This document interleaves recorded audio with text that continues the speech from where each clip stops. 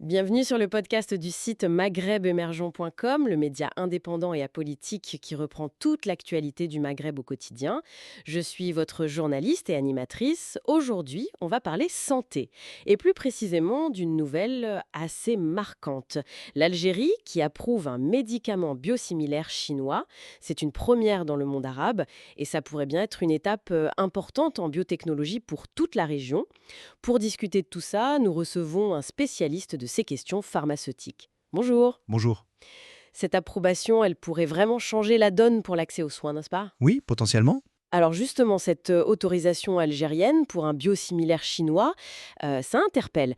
Pouvez-vous nous en dire un peu plus? De quoi parle-t-on précisément? Oui, tout à fait. C'est une information notable. L'Agence nationale algérienne des produits pharmaceutiques, l'ANPP, a autorisé la mise sur le marché d'un biosimilaire de l'adilumab. Le fabricant, c'est le groupe chinois Tiantai Tianqing Pharmaceutique, CTTQ pour faire plus court. C'est une filiale de Sino Biopharmaceutique. D'accord, c'est TTQ. Et l'adilumab, c'est utilisé pour quoi exactement? Alors, l'adilumab, c'est une molécule clé dans le traitement de maladies auto-immunes. On pense à la polyarthrite rhumatoïde ou encore à la maladie de Crohn, des affections assez répandues et souvent invalidantes. Et ce biosimilaire, eh bien, il se présente comme une alternative, disons plus économique, aux médicaments d'origine, le fameux Humira. Ah oui, Humira, très connu, mais aussi très coûteux. Exactement. L'objectif ici, c'est d'avoir une efficacité thérapeutique comparable, mais à un coût nettement inférieur, pour que plus de patients puissent y accéder, quoi. Plus abordable, ça c'est sûr que c'est un argument majeur. Mais au-delà du prix, qu'est-ce que cette décision signifie réellement? Pourquoi l'Algérie et quelle est la stratégie de cet écu là derrière?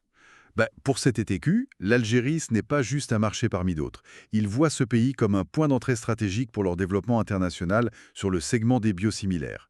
Ils ont même évoqué l'idée de collaborer avec des partenaires locaux, sans doute pour accélérer la mise à disposition du médicament sur le territoire algérien. D'accord, une tête de pont en quelque sorte. C'est un peu ça.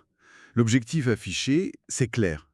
Offrir aux patients algériens l'accès à ces traitements biotechnologiques, qui sont souvent hors d'opportunités financièrement, mais sans faire de compromis sur la qualité.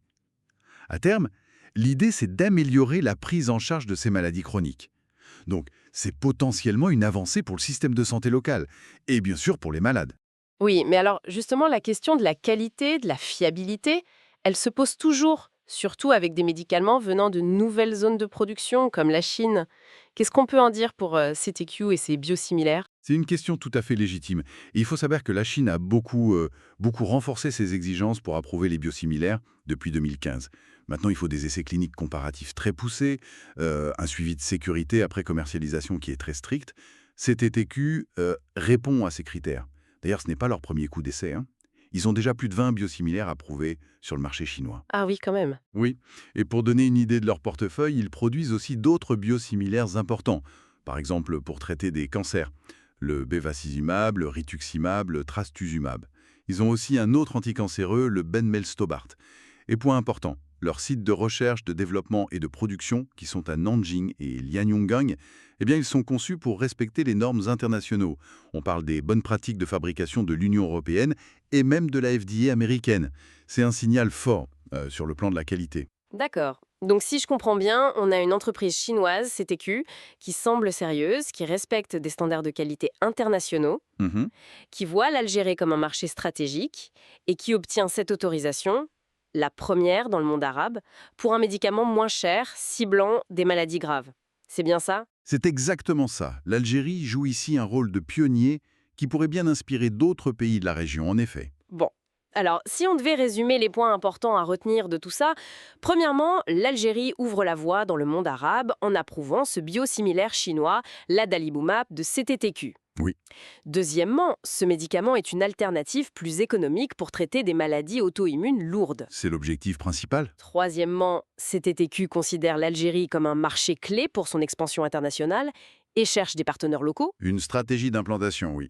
Et enfin, point non négligeable, cette entreprise, CTTQ, respecte des normes de qualité et de production reconnues au niveau mondial, type UE et FDA. C'est essentiel pour la confiance, évidemment. Cette initiative algérienne soulève une perspective intéressante pour la suite.